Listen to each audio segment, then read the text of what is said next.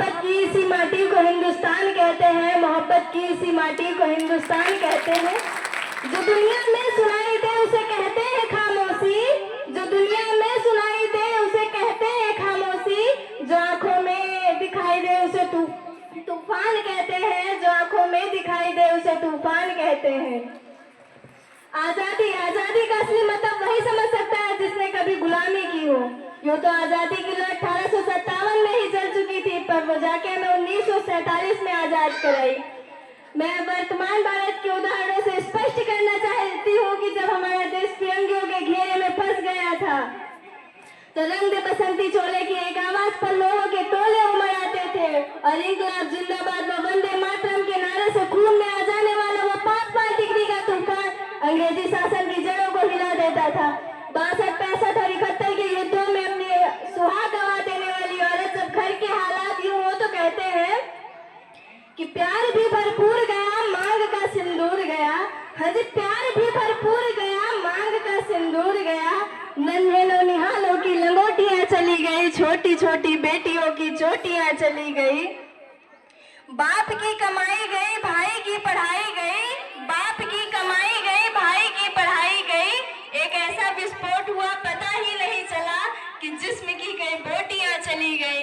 अरे आपके लिए तो एक आदमी मरा है साहब, मेरे घर की तो रोटियां चली गई, मेरे घर की तो रोटियां चली गई। इसी प्रकार पूरा परिवार अपनी देशभक्ति साबित कर रहा होता है तो देश लड़ जाने को कहता है, मर जाने को कहता है, फांसी पे चढ़ जाने को कहता है। आज देश लड़ जाने को नहीं कहता, मर जाने को नहीं कहता, मिट जाने को नहीं कहता, फांसी पे चढ़ जाने को नहीं कहता। मेरे विचारों में अगर कोई सच्चा देशभक्त है तो वो अपना काम ईमानदारी के साथ करता है, वही सच्चा देशभक्ति है। मैं बताना चाहूंगी कि व्हाट्सएप, इंस्टा और फेसबुक की डीपी को 3 रंगों से रंगना ही नहीं देशभक्ति है। अगर आप कहेंगे कि बस में हाथ में तिरंगा लेना ही देशभक्ति है तो मैं बताना चाहती हूँ कि फुटपाथ पे रहने वाला बच्चा जब नंगे पांव हाथ में तिरंगा लिए हुए बेच रहा होता है तो क्या आप उसे देशभक्ति कहेंगे? नहीं साहब, वो देशभक्ति नहीं बल्कि उसके पेट के भूख की शक्ति है जो उसे करने पर मजबूर कर रही है।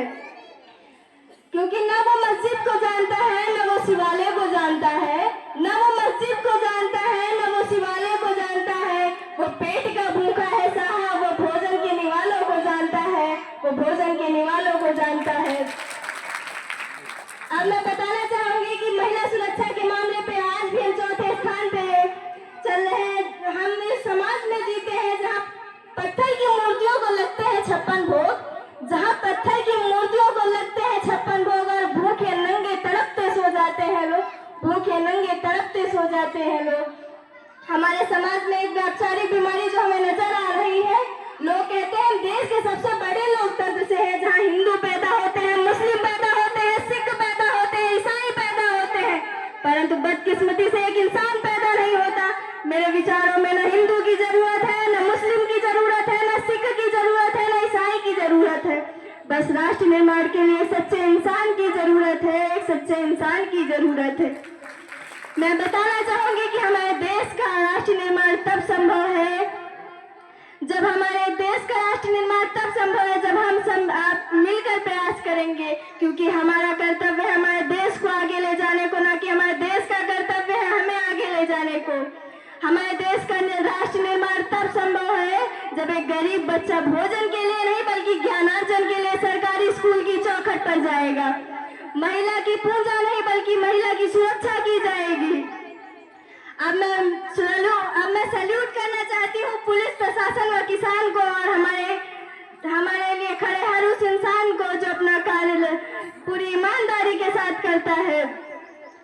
इसी के साथ मैं अंत में कहना चाहूंगी हमारा देश महान था, महान है और महान ही रहेगा, क्योंकि जब होगा हौसला आंखों में बुलंद, जब होगा हौसला आंखों में बुलंद तो एक दिन पाकिस्तान भी जय हिंद कहेगा, क्योंकि सारे जहां से अच्छा हिंदुस्तान हमारा, हम बुलबुलें हैं उसके बारे गुलस्ता हमारा। जय हिंद, जय भारत।